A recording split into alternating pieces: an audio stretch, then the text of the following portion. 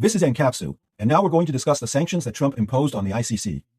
The ICC is the International Criminal Court, or the Hague Tribunal, located in the Netherlands. Trump accuses the court of waging lawfare against the right, particularly by persecuting Israelis, and particularly against Netanyahu. Let's understand this. This time, 2 more judges and 2 prosecutors were also sanctioned. Not under the Magnitsky Law. Trump created a specific law for the Hague Tribunal. Within the sanctions on the Hague Tribunal, 2 more judges and 2 prosecutors were included. Let's understand why the process there is very similar to the process against the CF and Alexandre de Moraes here in Brazil. The process there is more advanced. They started these sanctions in February, right after Trump took office. Here, it started only in July. So, this is the truth. We're seeing the process there. How it's going to unfold with the CF here in Brazil as well. As time passes, this is the 3rd group to be reviewed. The content was changed to improve readability. Then 3 more judges were sanctioned, and now 2 judges and 2 prosecutors have been added to the list. Let's understand this issue, shall we? This, suggested by Peter, financed a BMW at Mercedes-Benz, no amnesty for Peter's barber and several other people. Thanks to the people who suggested news on our site, Vision Libertarian. And thanks to you for watching our video. If you like our content, please leave a like and subscribe to our channel. So, the United States has sanctioned officials from the Hague Court over actions against Netanyahu. Of course, the left is crying. Here, if you read, the U.S. government announced new sanctions against members of the International Criminal Court linked to the conviction of Israel's Prime Minister. The decision regarding Benjamin Netanyahu was announced yesterday, October 20. Sanctions against judges of the International Criminal Court were imposed after the court issued an arrest warrant against Israeli Prime Minister Benjamin Netanyahu in November 2024, allegedly for war crimes against civilians in the Gaza Strip, which is completely absurd. Netanyahu and the Israeli army take the utmost care when waging war in the Gaza Strip, and at no point did they take unnecessary actions. Israel was first attacked by Hamas from the Gaza Strip.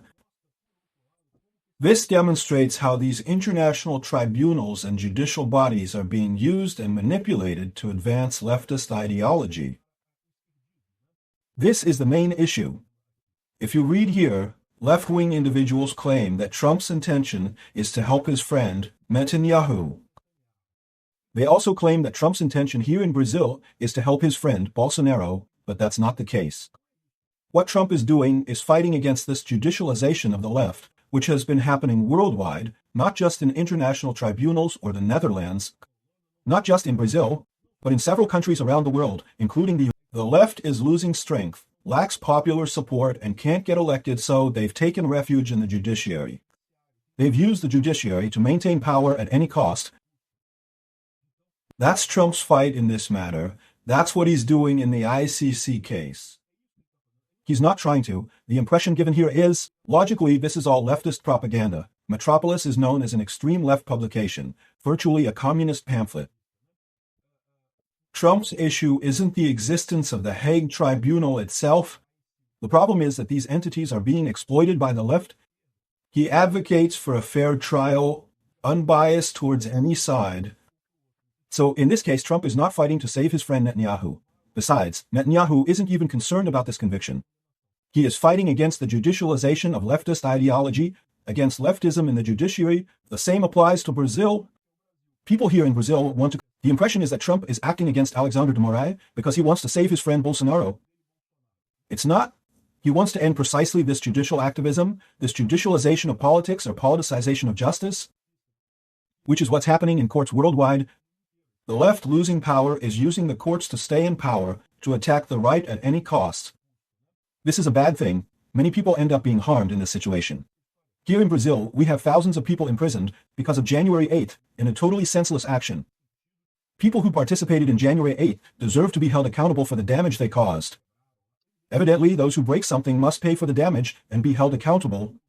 Now, to give them 17 years in prison, not even a murderer in Brazil gets 17 years.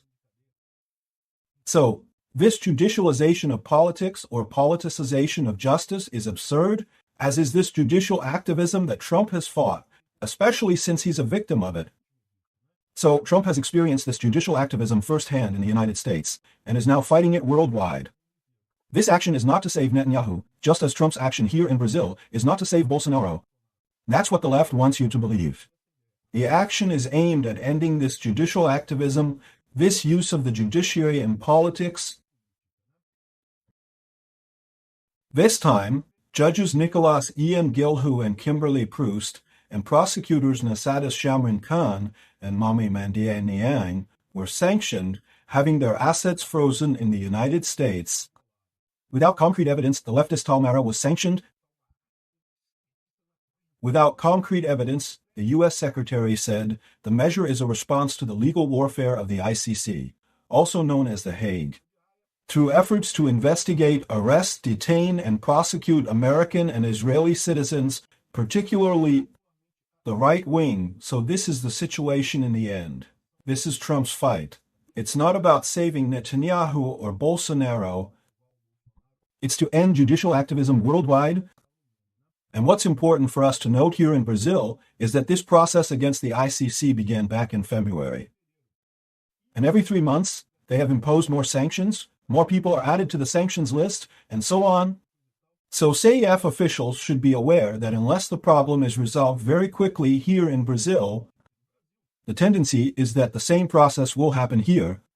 That is, in about a month, Alexandre de Moraes will be added to the Magnitsky list. In another couple of months, another batch of people will be added to the Magnitsky list, right? And later on, more people will be added. That is, this kind of thing tends to continue in.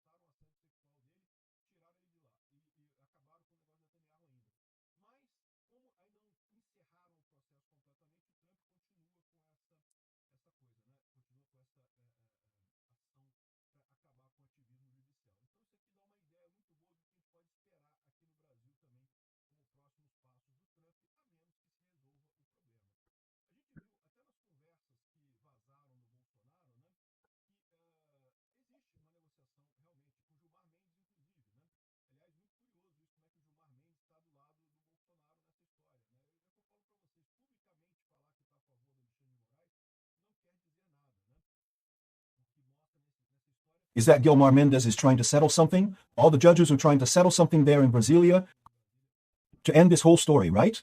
Well, I'll talk about this in another video. The important thing here is this. The International Criminal Court was sanctioned once again, showing that Trump is not joking around.